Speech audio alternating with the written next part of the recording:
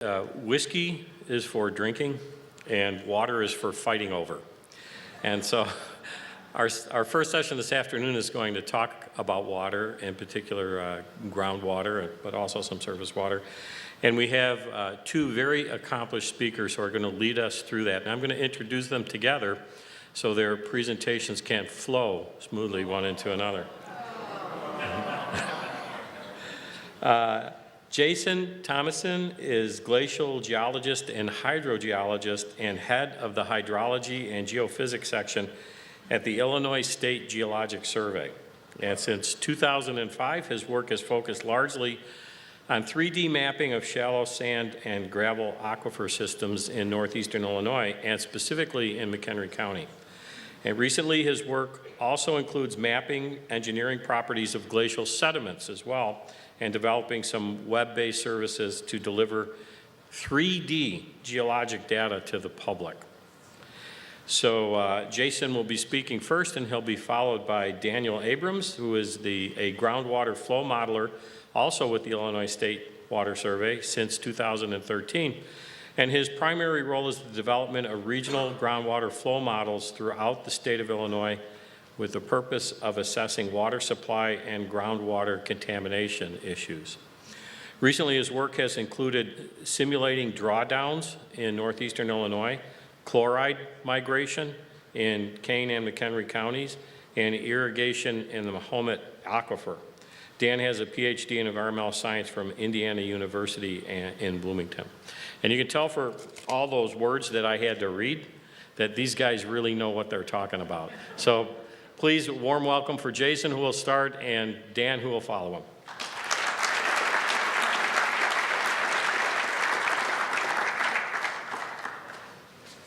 Thanks very much, Ed. It's always nice to come up here to McHenry County. It's been such a big part of my life and my career as a scientist. So I really enjoy coming up here and talking to folks that are really excited, as I am, about geology and groundwater resources. Daniel and I work for an organization called the Prairie Research Institute on the campus of UIUC in Champaign. And since about 2008, we've collaborated, our groups have collaborated with the support of McHenry County and the Conservation District on a nice, big, huge project that you may all be familiar with about doing 3D geological mapping as a framework for predictive flow modeling for the county. So a lot of what we talk about today and a lot of the knowledge we have about this particular model and the groundwater resources associated with it, this is just a schematic or a visual of that 3D geologic model of McHenry. A lot of that ties to the wonderful collaboration we've had with the Conservation District. We wouldn't know a tenth, we wouldn't know a hundredth of what we know if it wasn't for the Conservation District. Not only having the properties, but allowing us to access those properties and do scientific studies on them and drill holes and disturb the prairies a little bit. So anyway, we can't thank them enough, along with the county themselves that were a large part of funding the research as well. So it's been a colossal collaboration over the last few years to help us understand what we know already at this point. So I wanted to give you a background on kind of the geologic framework of what we want to talk about in the context of water resources. And then Daniel will come in and talk about some of the work he's done with models, numerical models, to try to simulate those processes. So as we look at water resources in the region, these are just some pie charts from some older data of where people get their water and what counties. And of course, Cook County is some monstrosity piece of the pie that is pulling out of Lake Michigan. And the rest of the collar counties are distributed along this pie. McHenry, of course, is a little sliver here. If we look at where those water resources are distributed in McHenry County, we have public water supplies, commerce and industry, irrigation and agriculture, and domestic supplies that encapsulate that resource. So some of the key questions from a scientific point of view we want to ask simply are, where are these resources? Where are the aquifers? What are they like? How do we get water out of them? And so those are just the basic driving questions of what and why we do our research. And those answers to those questions are dependent on being biased in one of the discussion groups, I think most of it comes from understanding the geology. I mean, it is a geologic system. If we can better understand and constrain the controls of what's below our feet, we can better understand those systems. Not only mapping them and knowing where they are, but what they're like, that helps us understand where we can put wells in to withdraw, and also how to use the land above them to protect them or use them, the impacts of them. And of course, all of this has implications for long-term water supplies, public health, ecological sustainability, et cetera. So that kind of gives us a background on kind of the motivation for why we've done what we've done. This is kind of my talk outline, getting into a transition into what Daniel's going to talk about. I'm going to give you a geology lesson on types of aquifers and groundwater concepts, and then try to tie that back into McHenry County specifically and MCCD Properties specifically. So hopefully we can really look into some of those and the impact of MCCD Properties. And then Daniel will transition into some of his modeling work. So the first thing we want to talk about or I want to talk about is our bedrock aquifers. We have two different types of aquifer systems. There's the bedrock aquifers and sand and gravel aquifers.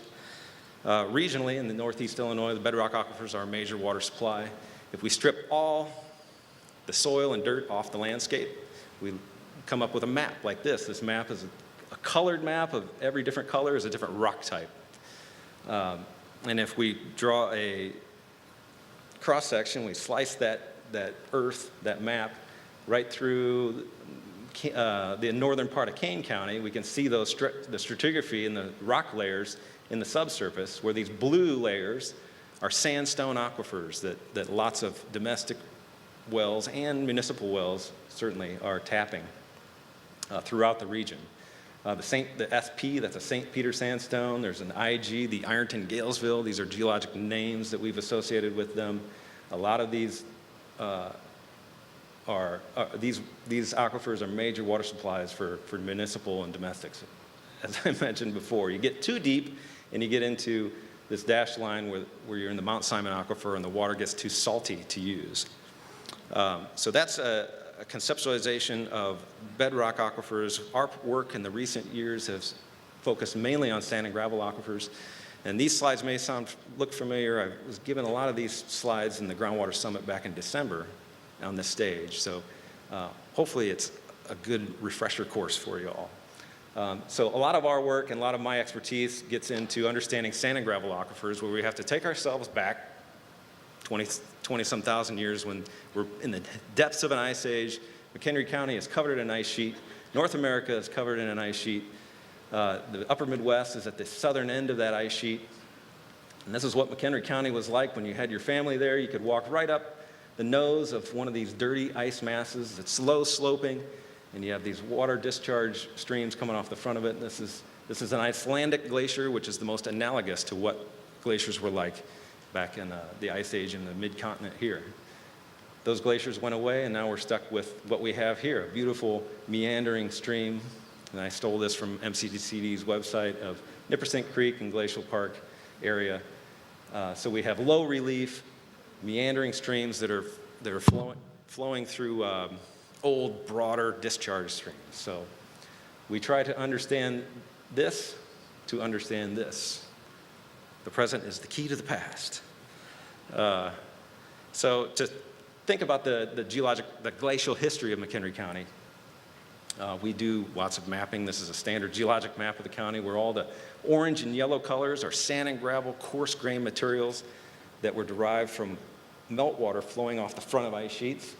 Everything else, the greens and the purples and the blues, are all finer grain clay type materials that were deposited by different mechanisms directly from ice itself. The last ice age, or the last ice advance in Illinois, is marked by this green blob here. Came out of the Lake Michigan Basin and made it all the way down to the Mattoon area, over to Peoria. And at the same time ice was in McHenry County, it was down in Mattoon area as well. Before that, about 128,000 years ago, ice made it to the area of Carbondale. This Coverdale in the pink here. Carbondale is the southernmost point in the northern hemisphere that ice has ever made it that we know of. So that's a highlight for Carbondale. Thinking about the glacial history of McHenry County, just in that last ice age, during this green blob era, ice came and went from the county 3 times. The first time it came over and formed Marengo Ridge. Marengo Ridge marks the extent of a former glacier that sat there for a long time and built that ridge. Ice then melted a few thousand years later, came back, re-advanced, and advanced to the point of Huntley, came up through Woodstock, and we're not quite sure where it went to the north, but water was discharging down the Kishwaukee Valley at that point as well. And then ice came back one more time, a few thousand years later, and advanced more from the northeast, and the margin of that went through Harvard, went through Woodstock, came down through Algonquin and Cary. And it's kind of curious to know that, Route 14 is situated right on top of that former ice margin. And that's pretty much, Route 14 is built there because an ice margin used to be there. It's a higher part on the landscape. So this complexity of ice is coming and going sets up a fairly complicated stratigraphy, as we call it. This is a schematic cross-section of what geologic layers are. That glacial portion is up here in this crazy cross-section where the oranges and the yellows are all those sand and gravel deposits that are intermingling with all these clay deposits that are all stacked on one another. And all this is sitting on top of more continuous bedrock. And we can then start to pick out where aquifers are associated with this cross-section. So we have 3 major bedrock aquifers. We have what we've mapped in McHenry County are 3 major then sand and gravel aquifers, which we call these names. For the rest of the talk, I'll just say the upper aquifer, middle aquifer, and the lower aquifer. So the complexity of these and the relationship between these is important to understand. To pull back again then, we have the geologic framework. Now we have to try to understand how that fits, how the water cycle fits into that geologic framework. So we're talking about things that are all underneath the land surface, groundwater flow within those aquifers, how that relates to surface water, precipitation, atmospheric moisture, and runoff, and et cetera. So that aquifer systems are just a part of that water cycle system. And we try to understand that piece of the puzzle the best that we can. A schematic of how regional groundwater flow occurs is this textbook 101 type image where in general, higher parts in the landscape, if all is equal, higher parts in the landscape tend to be recharge areas for groundwater flow. Water precipitates and infiltrates into the land surface and typically discharges into stream environments. And so we can, in a grand scheme of things, assume and estimate that rivers and streams are discharge areas for groundwater that recharges in the uplands. Now that's considering that the whole system is pretty much a big sandbox, which obviously in McHenry County we have a lot of sand, but there are complexities that don't make this model work that well. But in general, this is our basic understanding of how groundwater flows. And there are local flow systems and regional flow systems, local flow systems within them. So that's a good conceptualization of how we understand how groundwater flows.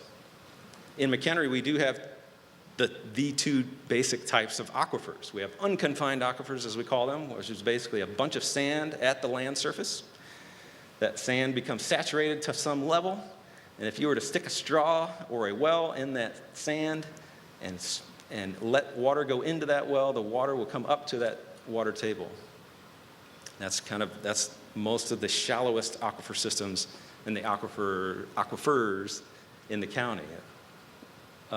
Conversely, there are confined aquifers where you take that same sand body and you cap it with a bunch of clay, and it compresses that grain skeleton a little bit, puts this water under pressure, the skeleton under pressure, and if you stick a straw in it, the water will actually come up in that well above the surface of the top of the aquifer.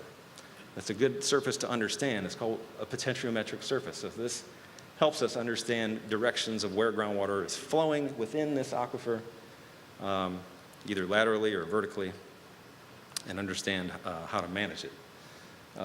This is a schematic from a textbook, of course, but it symbolizes or shows the schematic conceptualization of aquifers in McHenry County. We have an upper aquifer, which I won't say the name, middle aquifer, and a lower aquifer. And these lower aquifers oftentimes fill bedrock valleys. We see these a lot out in the western part of the county. These beautiful big bedrock valleys that you cannot see at the land surface are filled with sand and gravel oftentimes. And each of these aquifers has associated with it its own water table or its own potentiometric surface. So to relate this back to the real world of McHenry County, this is a cross-section in the western part of the county where in the Kishwaukee River Valley, we see all this orange stuff. When you see orange in these cross-sections, that's aquifer material, orange and yellow. And again, the green and the pinks and the purples, that's all clay-rich material, so non-aquifer material.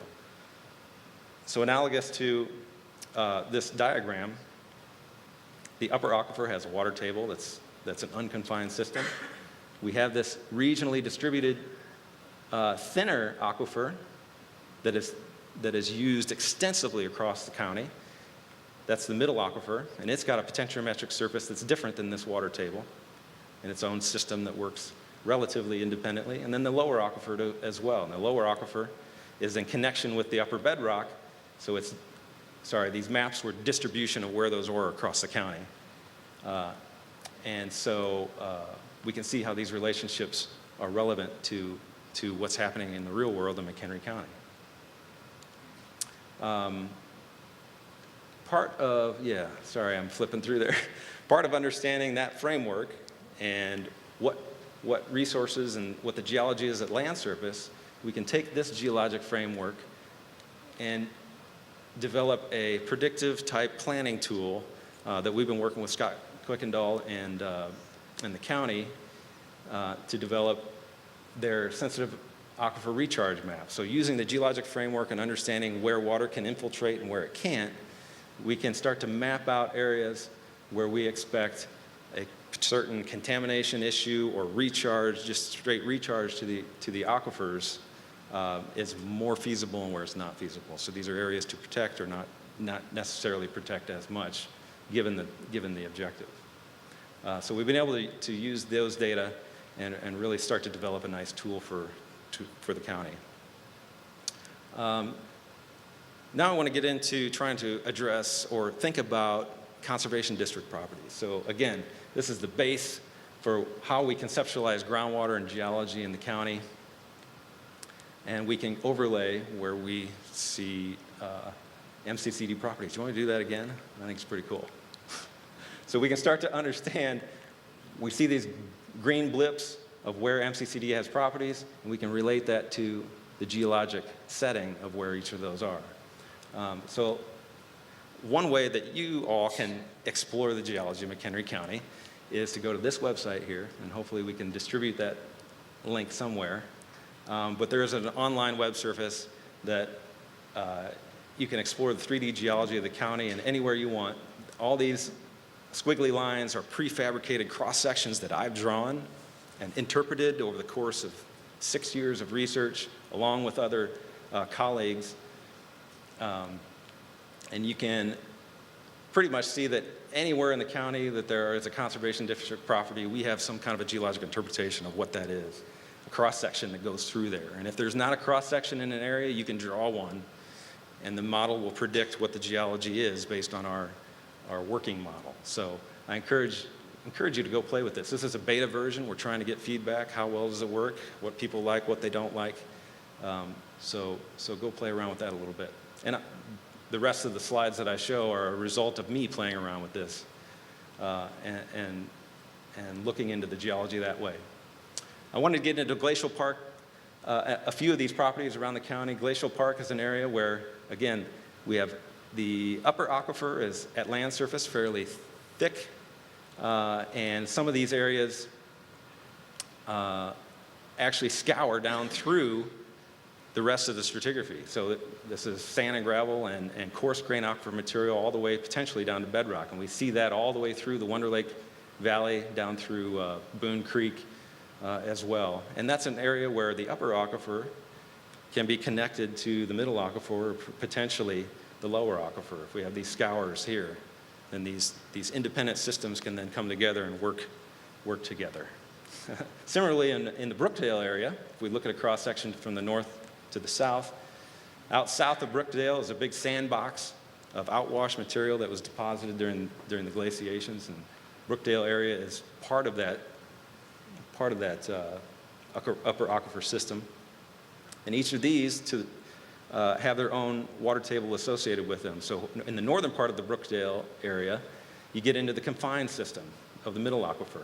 And we actually have a well right there in Brookdale, which is showing water level fluctuations at a depth right where that blue arrow is. But that's an important little place because it may give us some idea of the transition zone between this unconfined system and the confined system. So we have some data that's being collected in Conservation District properties. This is part of a USGS program that just came out with a report last fall that you can go read about. Out in Rush Creek area, similarly, we are in an area where there's a lot of clay, up to 200, 300 feet of clay that is confining this confined aquifer here, the middle aquifer, but it is potentially in connection with the superficial aquifer. We do have a well, again, at this location. It's got a water level associated with it and showing fluctuations annually. But I would say that recharge and precipitation up on top of Rush Creek Conservation Area is probably not really contributing to recharge in this aquifer because movement of water through 200 feet of clay is quite difficult. So the fluctuations we see here are likely some type of regional connection either laterally or with this superficial aquifer. So it's neat to see the drought of 2012 too. So there is impact and connection somehow with that system. In the area of Hebron, up in some MCCD property, I think that's undeveloped up there, there's a well that's installed at this area called Hebron.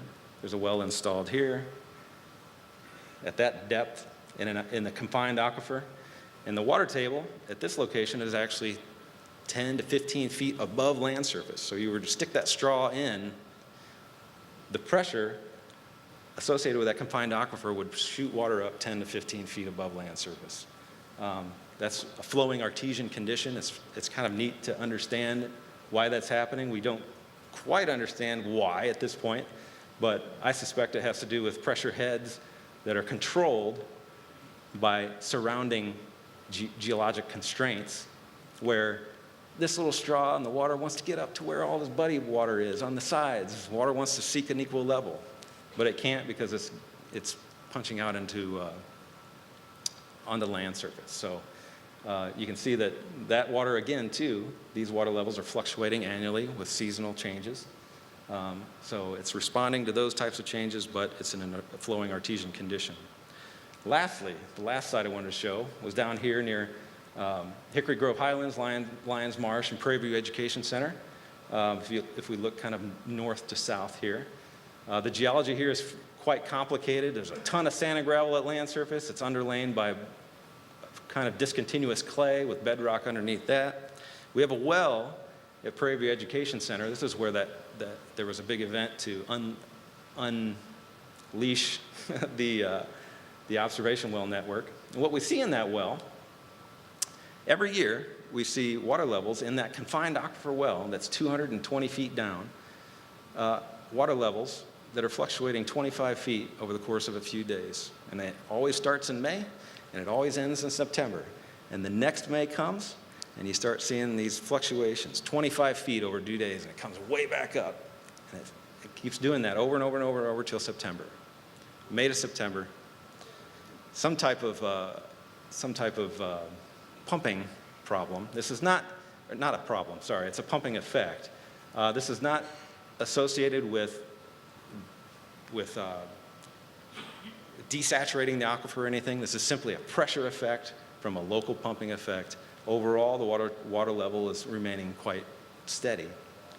We have another well just a few miles north in the same aquifer, and it's not showing the same pumping effects. So this is probably a local effect. It's neat to see. It's like an experiment happening in real life, but this has been happening for the last 9 years. You can go to the 9-year record and see it every year. My suspicion is we're at 176, about a quarter mile to the north. There's a beautiful golf course. We can think about that. It's not really a big deal. It's not depleting aquifer resources, but we just see the pressure effects of pumping in the golf course. So my take-home point is I like to try to associate everything with why geology controls it. Well, groundwater is driven and controlled by the geologic framework associated with it, controls where we put the wells to extract water. It even controls where we can do infrastructure and engineering design, buildings, et cetera, et cetera. So lastly, it also can help us understand how land use strategies impact the environment. So, of course, conservation areas and how they can improve or impact groundwater, how permeable pavements are either work or they don't work based on geology, and other applications to the land surface, one of which are road salts. Speaking of chlorides, I'm going to pass it over to Daniel Abrams, who will talk about some of his chloride and chloride modeling with his groundwater flow models. Thank you.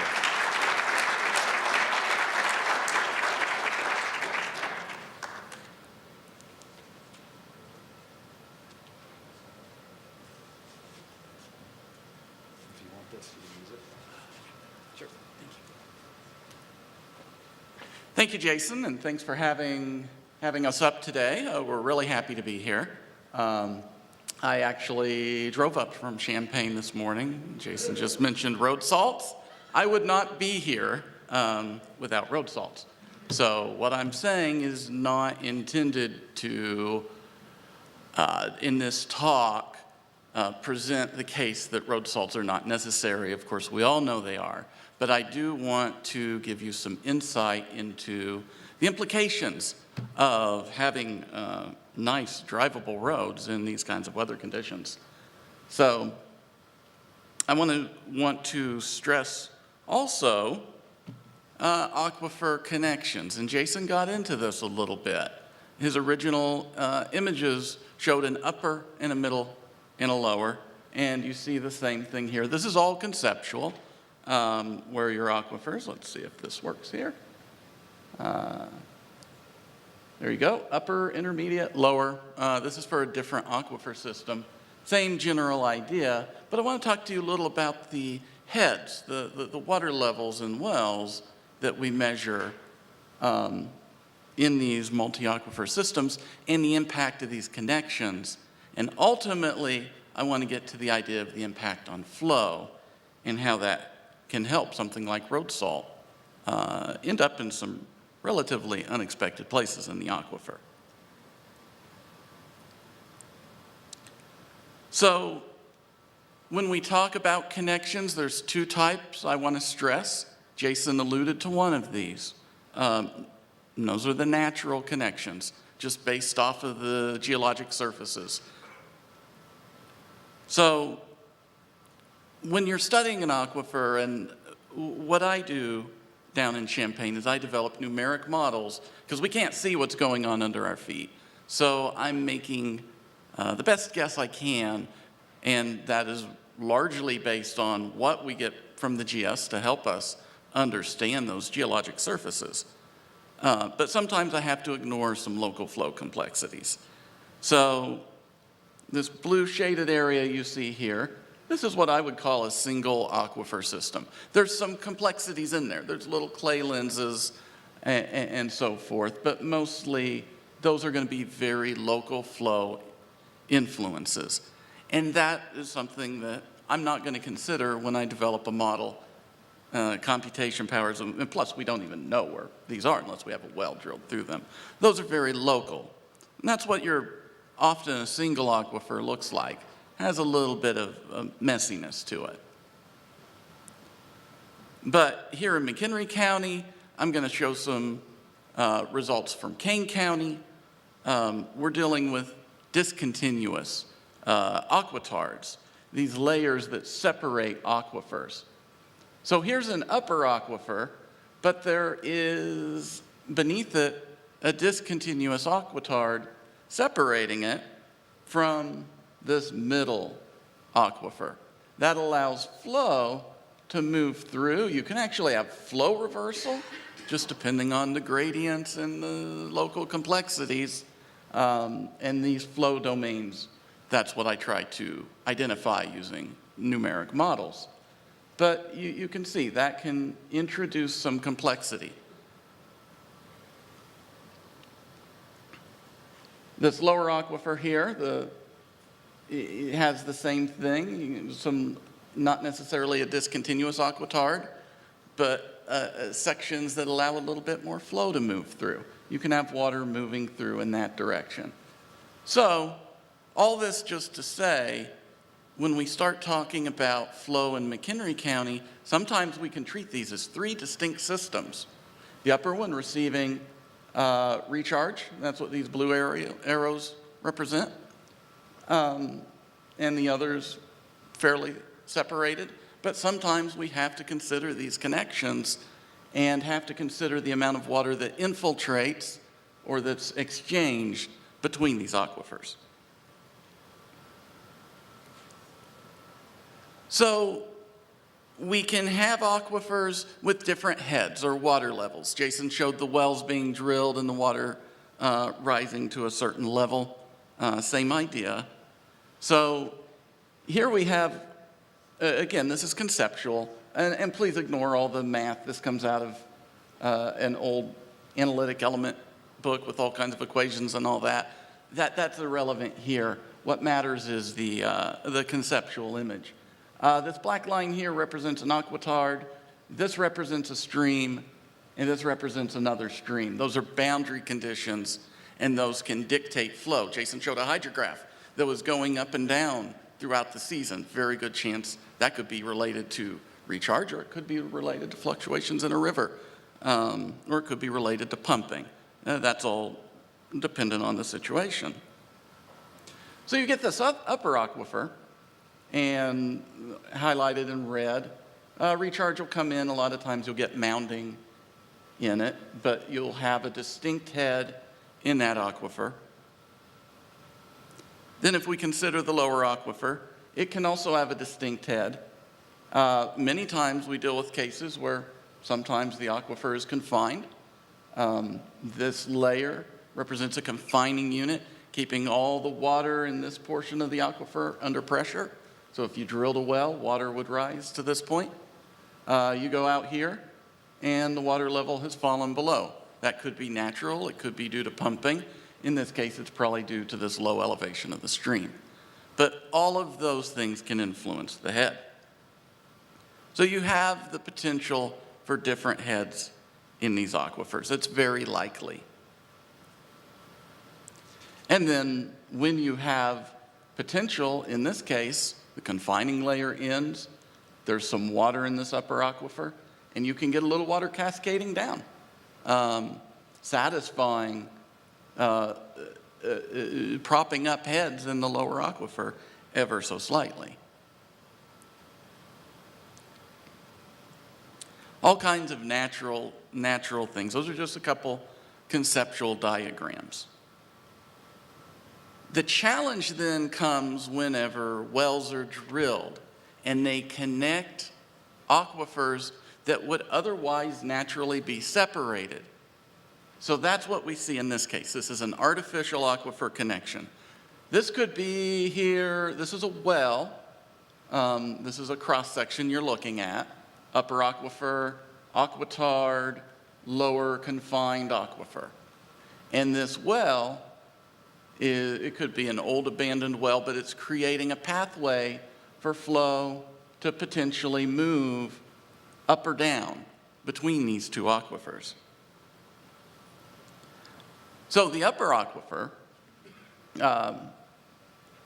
is represented here in red. This is the head in that upper aquifer. You'll notice it actually goes down.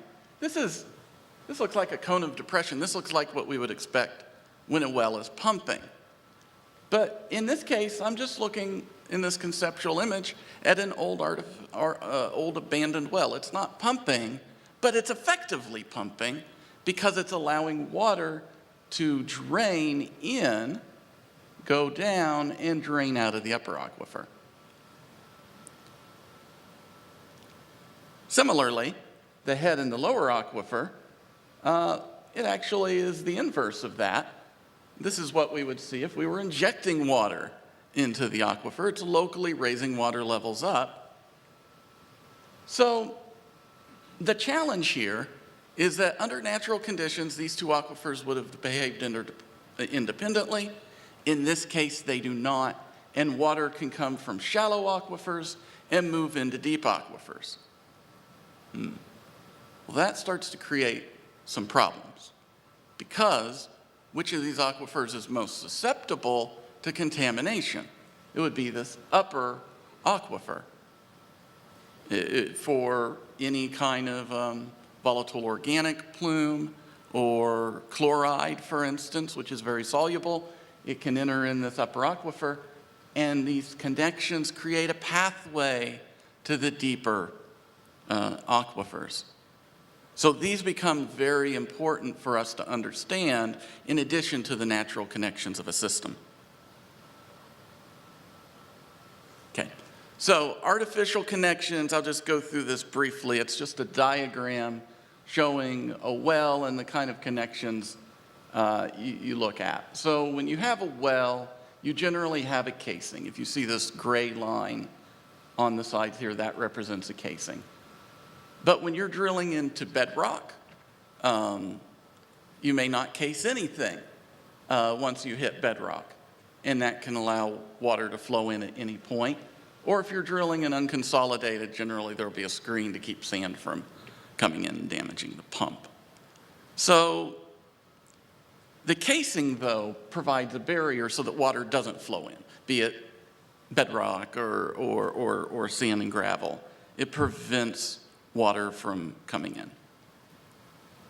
The open interval, uncased or screened, that's what we're talking about down here. That's where you're getting your water from, or that's, in the case of what I'm talking about, where you can have a connection between different aquifers if that open interval is long enough. So we refer to long open interval wells as wells that are just going to bypass multiple geologic units, whatever they are. And we specifically refer to multi-aquifer wells as wells that connect two aquifers. So we have an upper aquifer, a middle aquifer, and a lower aquifer here. A multi-aquifer well could conceivably connect all three of those if it's screened to all three of those. And then that creates a pathway for flow, as we've discussed. And generally, if there's an aquitard in there, you've punctured that, you've created a conduit for water to flow through. This is definitely a problem when we talk about shallow systems. It lets, for instance, chloride into the deeper units. It's also an issue when we start talking about sandstone aquifers, which there is some sandstone pumping in McHenry County, not as much as to the south. Sandstone wells are generally very deep and they're overlain by a lot of impermeable material. So where the casing's there, you don't have a multi-aquifer well, but we have seen in Kane County, for instance, where wells may not be cased or casings may fail, and that can create a pathway for water into those deep sandstones. But here's the take home. Aquifers connected by these wells cannot be treated separately. And I mentioned this, alluded to this, aging material. Today's casing may be tomorrow's conduit if it fails. So that's something that we keep a close eye on, how many of these casings do fail. This can be shallow, this can be deeper units. We have a major issue down close to where we're at in Champaign. This is a recent public thing you may have read about natural gas injection and a casing felling. That created a conduit for natural gas to move up.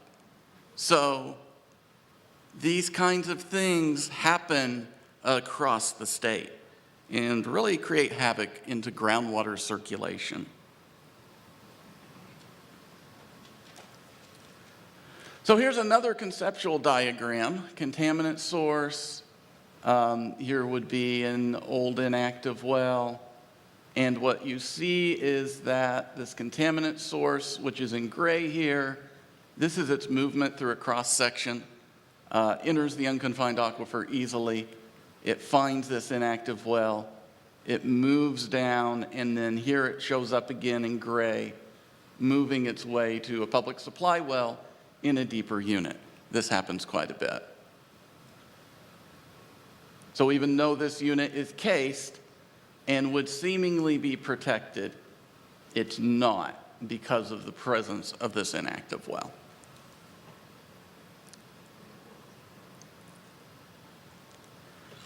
Okay, so here in McHenry County, there are a lot of, relatively, compared to other areas of Northeast Illinois anyway, a lot of sand and gravel aquifers to take advantage of.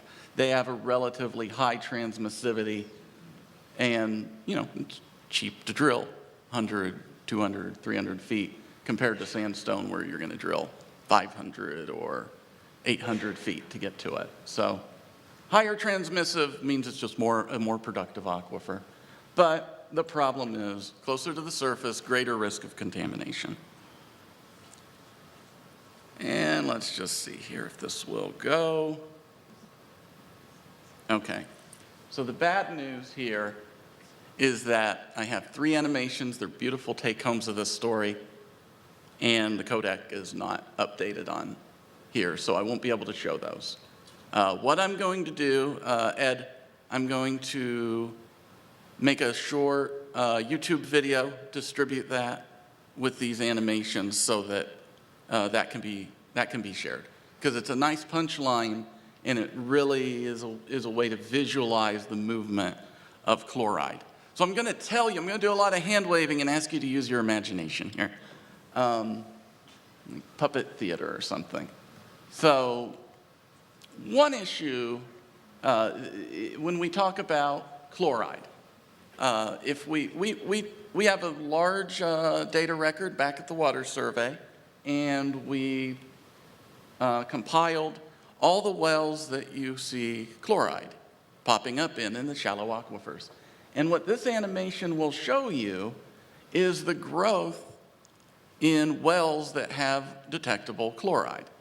250 parts per million, or milligrams per liter, same thing. That is the secondary EPA standard. So that's not strictly enforced, but it causes taste and odor issues when chloride reaches that level.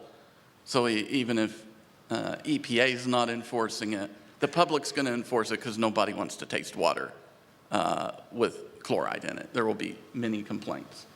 So if you watch this animation, it goes from 1967 to current times, and you'll just see the increasing growth, particularly in DuPage County, particularly in eastern Kane County, and particularly in southern McHenry County. You'll see that growth of chloride through time with multiple instances of observations exceeding 250 milligrams per liter. That's one thing you'll see. The other thing you will see is that the trend does not slow down. So there's still growth in chloride, in road salt. So the road salt that goes in is still accumulating in the deep aquifer faster than it's being discharged to streams or being pumped up. So there's this still growth. Understand groundwater moves really slow. Things happen really slow in groundwater. So even though chloride has been applied for decades, it takes a long time for that chloride to leave the system. So That's what you'll see with this animation. Observed increase in chloride. So what's the problem with that? Well, obviously it allows us to get places, get to meetings, get to work, but there are a number of issues. It's corrosive. Already mentioned it tastes bad. There are going to be complaints from having that chloride in the drinking water, and some invasive species issues. It can also be very harmful to just ecological habitat, and we do see road salt concentration, chloride concentrations increasing in surface water and streams, and that can have some ecological impacts. Introduces some invasive species, so a number of issues associated with road salt. So we, at the Water Survey, worked with Kane County to go out and measure chloride concentrations in the shallow wells. These are, when you think of Kane County, you can think of McHenry. You'll have your upper, your middle, your lower aquifer. There's also a bedrock aquifer that we refer to quite a bit. Wells that are drilled not into any unconsolidated, but into the very upper portion of the bedrock. So here you go. Anything in red is over the secondary EPA standard. These are observations, and that was in 2003. Here you can see what it looks like in 2015. Generally, you just see bigger bubbles. Concentrations have gone up. This map shows it better for all the wells that we measured in both years. Most of them went up. A few went down, but that was rare. Most of them are increasing on average at about 4 milligrams per year. Over this 12-year period, it was almost 50 milligrams per liter. Point being, if communities are not currently at the standard, they're getting close. Here's another animation that will not play, so this will be posted on YouTube. I will narrate it, be on a blog post, and I'll share it with Ed.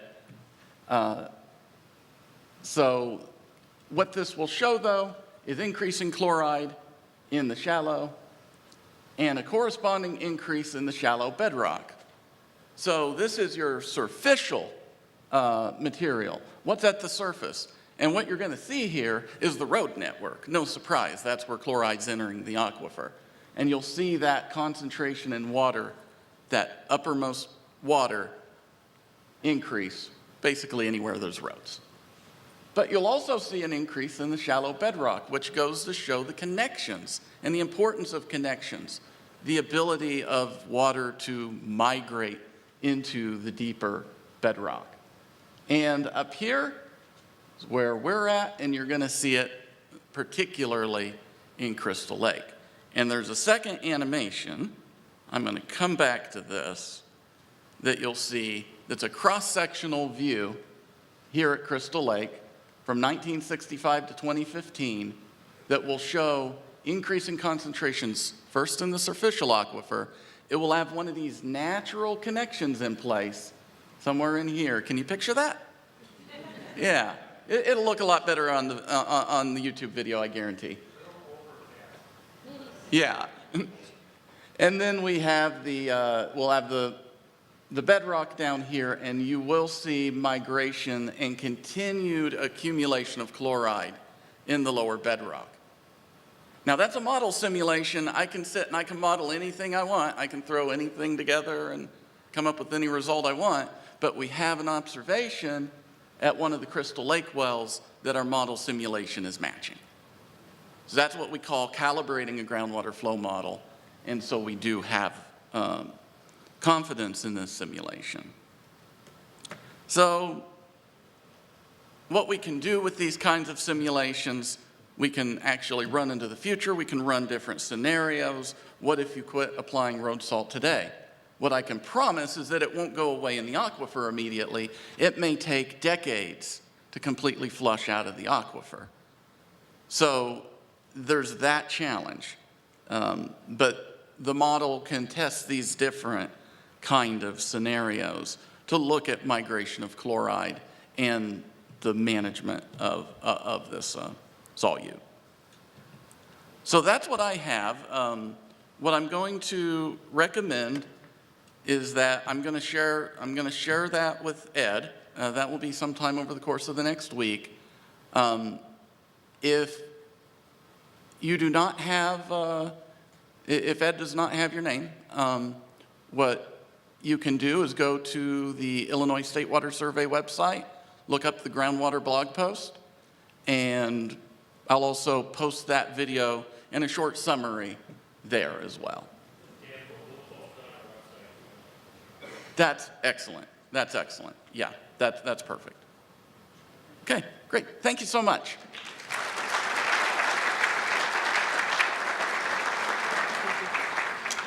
All right, wonderful. We are going to now move to our first session for the afternoon, and you're on the plants. So you're going to mix it up a little bit because you've mixed it up this afternoon. You're going to have some new faces that you haven't mingled with before, so you'll get to meet some new people, which is awesome. And then when you come back, we'll have a couple announcements. The guidebook, all the presentations that you're getting today will be uploaded as well there, so you can access that, as well as any other additional information, photos, etc. So enjoy the conversation.